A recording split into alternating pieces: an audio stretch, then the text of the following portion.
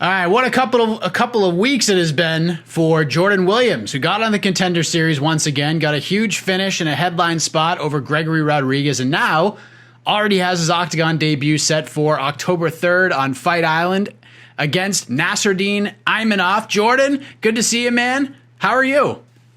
Hey, Mike, I'm doing great, man. Like you said, it's been a couple of crazy weeks, but it's been a good crazy in this type of aspect. Absolutely. Congratulations, obviously, on getting the contract. Third time was certainly the charm. You arguably, and I've said this to you before, you should have gotten contracts in your previous two appearances. This finished a couple of weeks ago. This was a universal no-brainer once you got it. How did it all feel in that moment, knowing that it was pretty much a certainty you were getting a contract? You just need to wait another 15 minutes or so for Dana to make it official.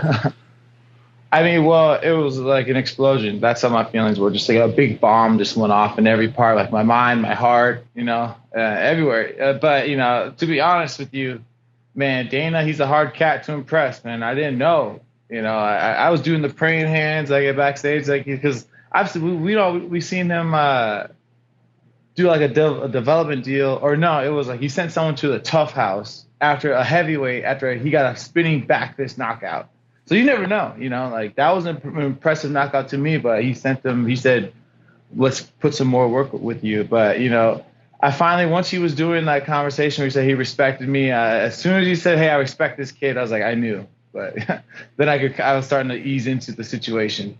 Yeah, it was Josh Parisian. I remember that. And then I think it was like his fourth or fifth fight. So they just wanted to make sure he was good to go. Oh, like ready. Yeah.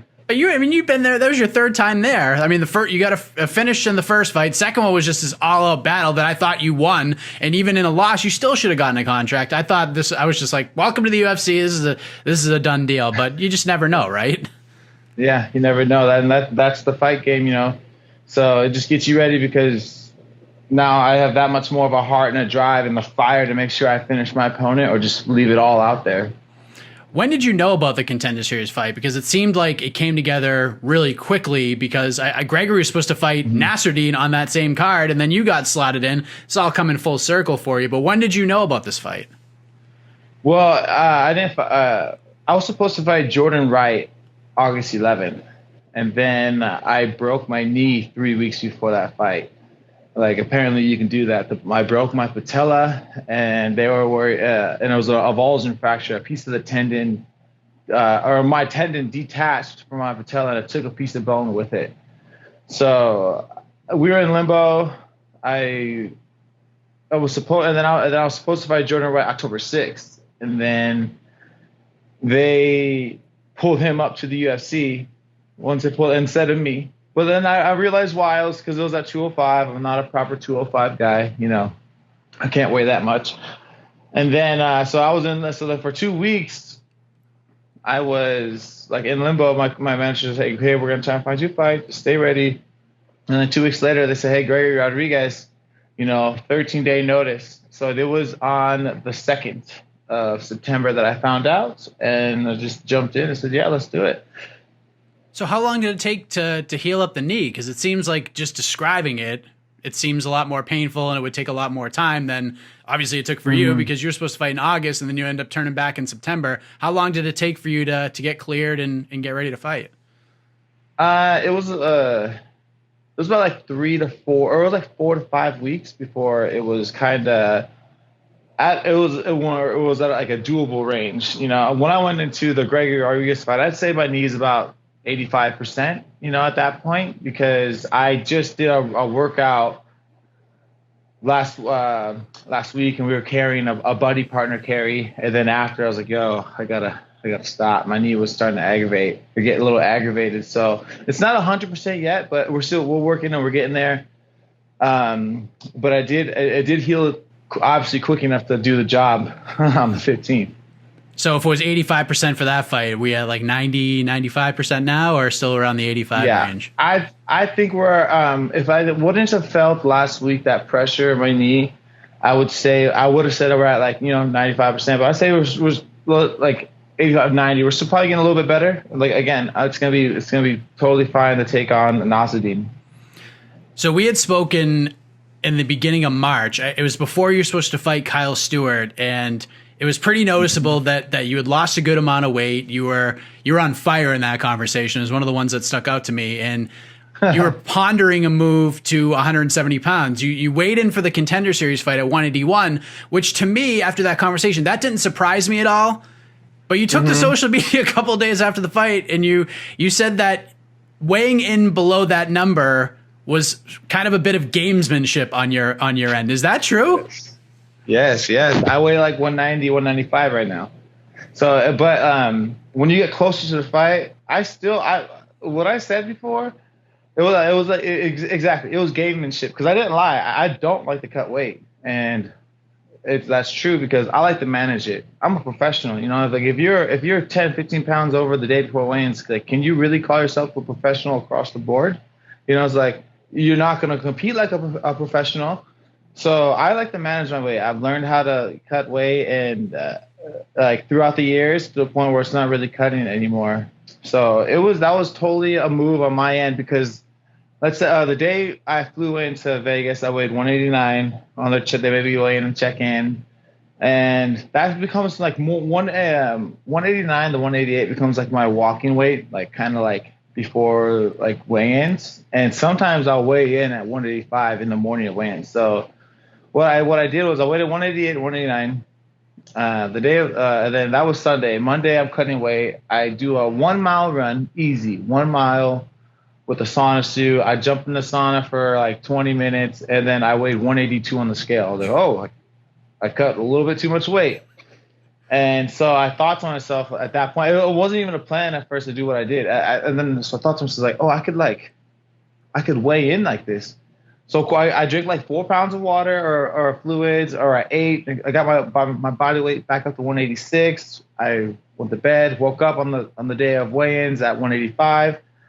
Or excuse me, 185. So I did the same thing. I ran 1 mile, sat in sauna for 25 minutes, and I weighed 180. So then I sipped on a pound of water until weigh-ins. The people see me weighing at 181, and then within an hour later, I was like back up to 188. So it was like, and the reason why I did that is because the whole world and Gregory, most importantly, thought that I was going to be weighing 181 sopping wet when I come to that fight, and he had about 10 to 15 pounds of extra man to deal with that he wasn't expecting. My immediate thought was, oh man, he really is going down to 170. Like. Yeah. Is that still, I mean, you got things to worry about. You're not even thinking about that right now, but is that something that you're still pondering at this point, or are you're good with 85 now? I mean, I said in one of my in my post-fight interview that, if Dana wants me to go in the 170s, I would, but honestly, it's like, I don't want to. I think I got the 185ers number down, and I've been touched so much, like Ramazan, like he hit my face so many times that I was like ugly, like the waitress the stewardess on the plane, she was like, she walked past me, she's like, oh sweetie, like, do you want a drink? We'll get you a drink. You're like, well, hey, he needs a drink, a double. I was like, yo, I look ugly right now. People are offering me free drinks. Like, dang. But the point I'm making is I didn't get rocked once. You know what I'm saying? And Gregory Rodriguez, we all saw how big of a monster, potentially roiding out monster. I don't know how he's going to pass that drug test. But, man, I mean, and if that's all natural, Rodriguez, Gregory, kudos to you, man. I could never get like that, But I just took him out, knocked him out first round, and I took his best punch, which was his straight right. I took it like 5-6 times. I just still walked him down, didn't do anything to me. So I really feel, and the only time I've been knocked out was against Dwight Grant, and that was at 170. Mind you, that fight I did have a popped blood vessel in my eye. I had like my face just cleared. Like the last sparring session of that training camp, I was sparring with Fluffy Hernandez on a different UFC fighter, and we were going a little hard, and exchanging, and he just got me in the eye, then my eye just went, and then I blew my nose, and then went, and then I had a black eye. for a couple of days, and then I finally cleared up before I faced Dwight Grant. Then I go into Dwight Grant, cutting weight with a popped blood vessel in my head, and then I get knocked out. So I think 185 is working out real well, and my knockout rate is not too bad either, 5 out of 6 opponents. So, I think going against the bigger guys is a smart move because I'm not cutting weight. I'm managing it, as I said, but these guys are obviously cutting weight. And Gregory has a great chin. I mean, he got dropped one time before, but he's a strong dude. And but that night of the fight, he had a weight cut chin. So, if I'm going to be fighting these bigger guys, and the bigger they are, the more of a problem I know they're going to have to deal with that weight cut during the actual fight. Even if they make weight, that weight cut's still a problem for them. Yeah, and you got the a crazy quickness advantage too, which you could see in the Rodriguez fight. Mm-hmm. Yeah, and that was a plan. That was a plan to use my quickness and the forward pressure, get him tired. Because even when he was landing those big shots, I just had to still. He was taller, so I had to still press forward, get inside, and I was gonna have to take a little damage to get close. And so I just had to use my quickness and my gas can to set up, what my third weapon, which is my power in my left hand. It's been a crazy year for you. You had 2 fights booked in March, and they both fell out due to injury and then to COVID. And after that, I know you were having a hard time finding fights, but at some point, maybe like in April or so, were you getting worried that a fight may not happen for you until like way later because of all the craziness going on? Obviously, the door opened, you sprinted through it, but were you starting to get worried? Well, yeah, and that's why I sprinted through that door, as you say.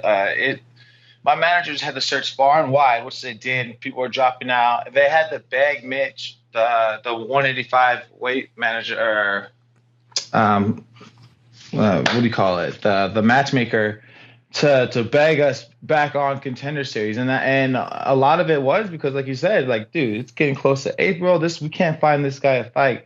Dana put that golden star on me that says like this guy deserves to be in UFC. I had an 8-3 record. It's not the prettiest, but people still they listened to Dana more than my record. So it was really hard. I was getting really worried, and so that's why I did a 100-meter dash through that bitch. And then just like that, the UFC turns you right around. You're off to Abu Dhabi. We're recording this on Thursday, so you're heading off there tomorrow, and you get to do some world traveling for your Octagon debut. How excited are you to get over there and be a part of something unique like this for your first fight in the UFC? This excitement is a 2-parter because it's Abu Dhabi, Fight Island, and what more could you ask for besides fighting? Like, UFC Fight Island is bigger than UFC right now because of the magnitude, because of what it it's making a live stance and live entertainment during this pandemic, and so that's obviously exciting. But dude, I've been chasing the hot girl at school called UFC for over 2 years now. You know what I'm saying? And this girl, the only 2 times I was able to stop her in the hallway, she rejects me. One via like Dana White, she rejects me in Dana White's voice, saying I ain't good enough. And then, she rejects me the second time by letting her friends, aka the judges, say, hey, he lost. Get rid of this guy. So whatever the reason was, the UFC is like the hottest girl in school. She's been rejecting me. And then the third time I stop her in the hallway, not only does she acknowledge me, but now we're going on dates. She's like doing like touching me. I'm like, oh my god, like way too fast. The guy who's chasing the girl is all of a sudden turn around and say, this is way too fast, so soon. But then it's just like, nah, you catch yourself like, this is exactly what I wanted. This is like, now they're giving me a chance. I'm just excited to have such a quick chance to prove to them that I actually belong in here. How long after you got the Contender Series win and the contract did you find out about this fight? Okay, so that night after during my post-fight interview, they asked me like, hey, so what do you want to do? What do you want to do with this new road, this new career that you have with UFC now? Like, when do you envision yourself fighting? How many fights do you plan on getting a year?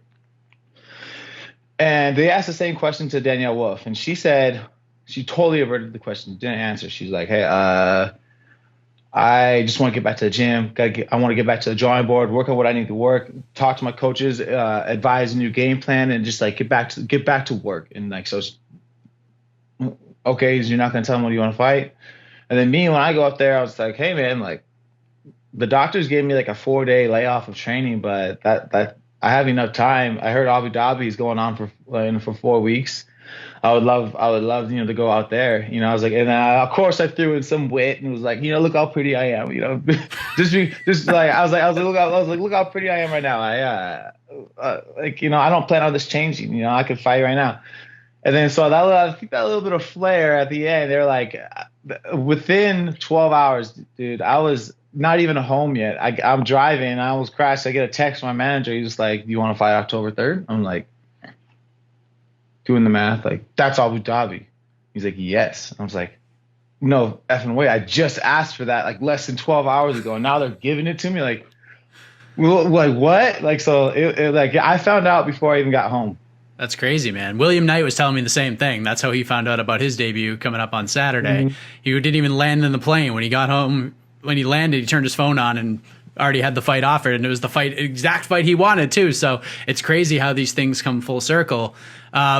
Do you know much about Nassourdine? Like, I mean, he's got 5 wins in a row, 4 finishes during that streak. How familiar are you with him heading into this fight? One of those finishes happens to be a knee to the body. So, I mean, and I watched that fight.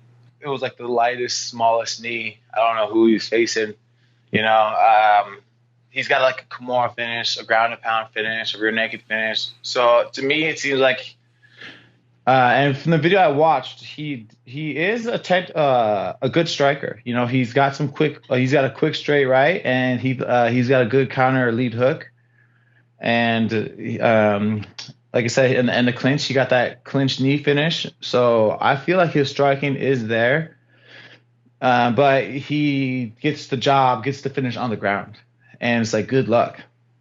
We just watched a Brazilian guy, like way bigger than you, Nassourdine, tried to take me down, didn't get me down, shot me with his biggest punch. Pretty sure it's bigger than yours. Didn't do nothing. And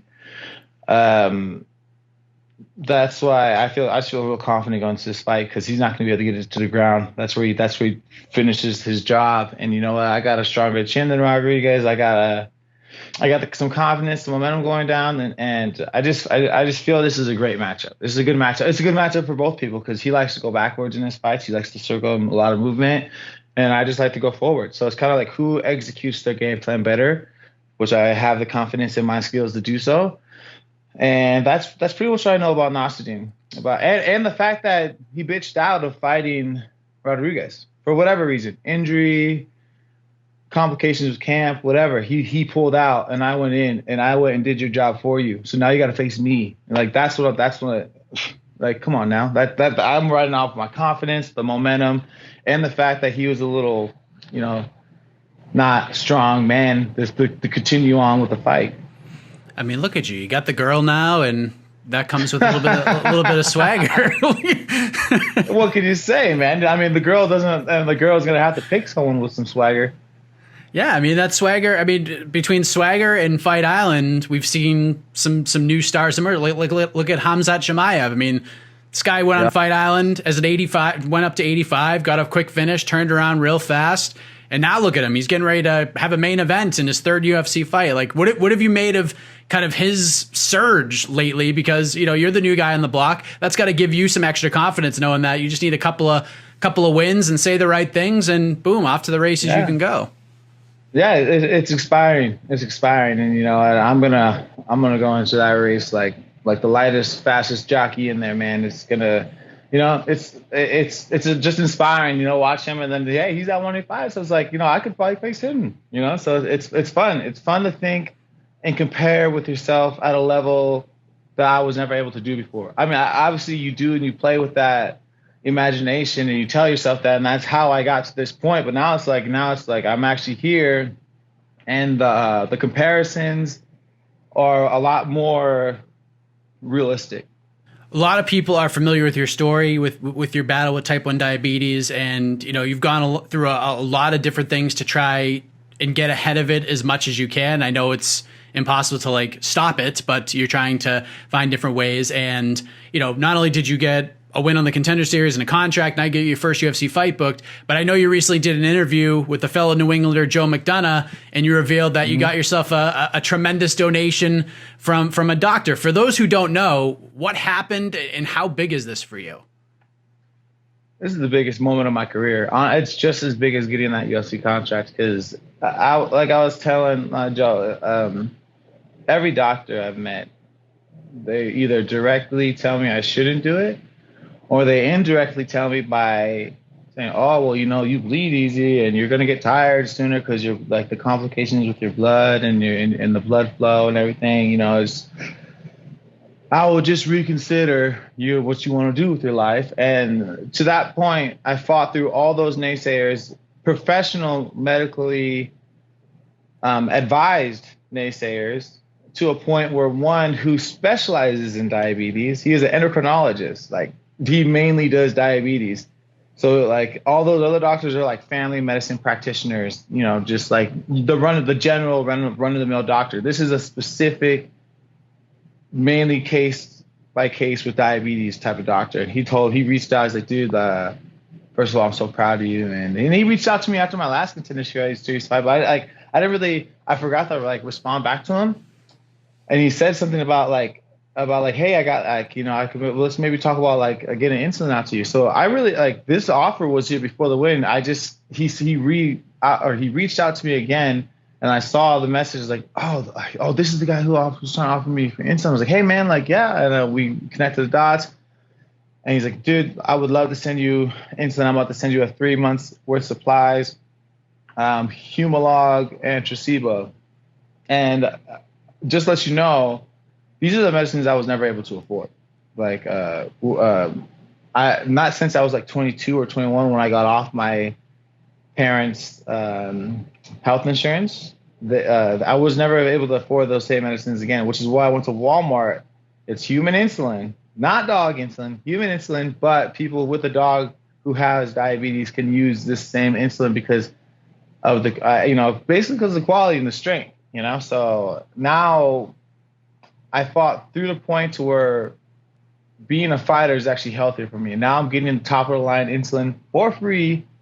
And this guy and my man Craig Perlman, he offered me like, hey man, just let you know, when this 3 month supplies runs out, I already got another 3 months set up for you. And if you ever run out, just ask. And I'm like, my heart's pounding. Like I'm like getting goosebumps from hearing him say this. I'm like you have no idea what this means to me and to everyone else who I'm gonna tell this story. I was like, thank you so much for being a sponsor. He's like, sponsor? I just want to help, man. You don't got to do anything for me. I just love seeing your mentality and how you're tackling this diabetes thing. All the people I have as clients or patients, they all, when I say diabetic, they're like, excuse me, I'm a person with diabetes. And they kind of run away with that title. And he's like, and you? Like your whole thing is like, I'm a diabetic. I don't care. I'm going to go in here. I'm going to do my job. And he's like, I love the strength you have in being open with your situation and not running from it. And like, those are really kind words as well. And it kind of really made me think of like, I do that, don't I? You know? So that was one of the biggest moments of my life, because for the past 10 years of it, I've been hearing the exact opposite. I mean, even with all the success you've had, this must be such a weight lifted off your shoulders. Like what a sigh of relief this must be for you, right? Oh yes, it's a sigh of relief for me, my fiance, you know, the other person who's constantly making me say, hey, you checking your blood sugars? You know, you do this. Like, hey, you know, like when I forget, it's like late at night, she's the one who's like, hey, what's your blood sugar? I'm like, oh shoot, yeah, let me go check it. Like, you know, so it's a big relief for me, my fiance, my mom, like everyone, and like they're just so happy for me, and it's finally coming full circle, like you said earlier. So how do we keep this momentum moving forward on October 3rd, Jordan, against a game opponent, fellow newcomer in Nassourdine Imavov? How do you get this done on Fight Island? I'm gonna pressure him in his face. I'm getting that knockout in round one or three. I feel like that's what I want. I want to get that knockout, performance of the night check.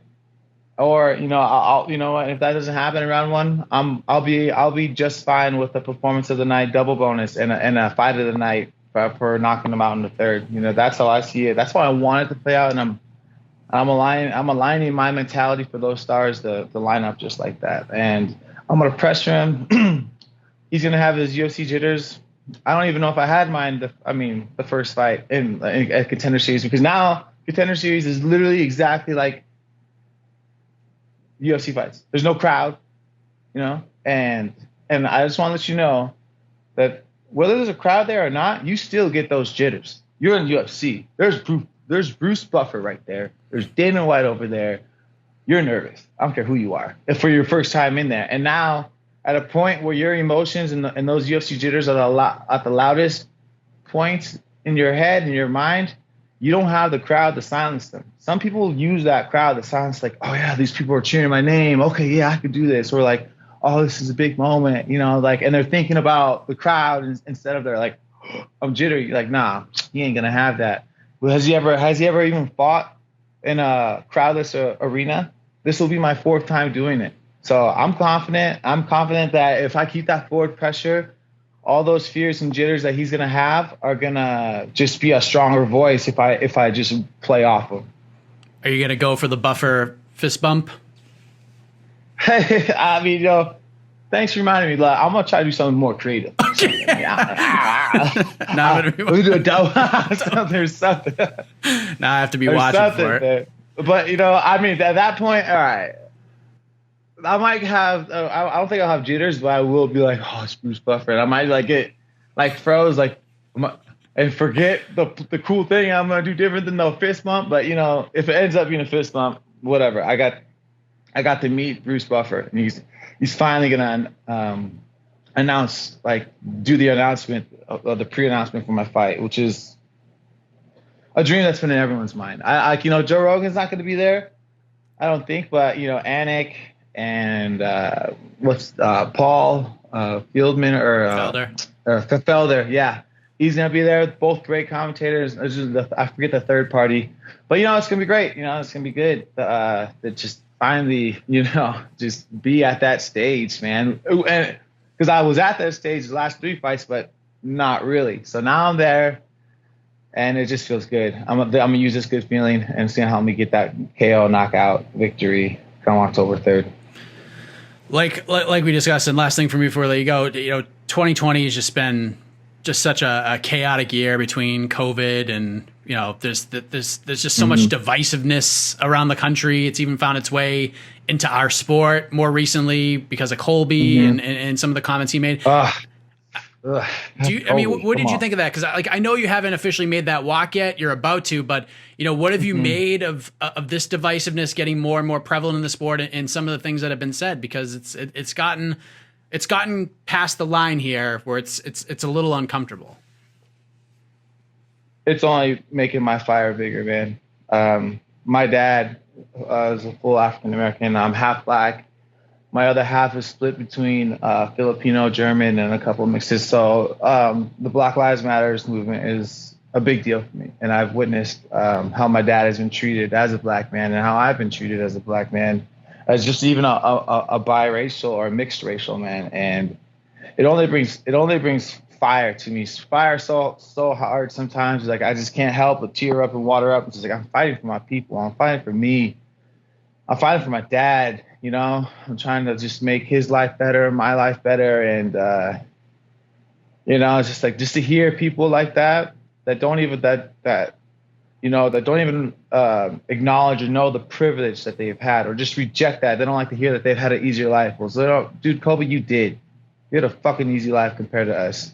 I don't care what you say, what you think, and that's why, that's why a lot of us are fighters and athletes and stuff, because that's our only ticket out of our hellhole. So it's only bringing fire. It's only bringing fire to me right now to shut everyone up, and also, or just shut everyone up so that they can listen to the injustice that's being done right now, and actually listen to that white silence, or any silence. It's not white people. It could be Asian people who are rejecting it. Anything like, I just want the silence to stop. And I'm so happy that people are speaking up. And, I get I still, like, you talk about Breonna Taylor, what happened to her, George Floyd. It's not an easy conversation for me to talk about, and I get really, I watched Angela Hill talk about it in one of her pre-fight interviews, and it was so touching and how she attacked the situation and how punctual and just she was with her words, not late with any thought. And it just really motivated me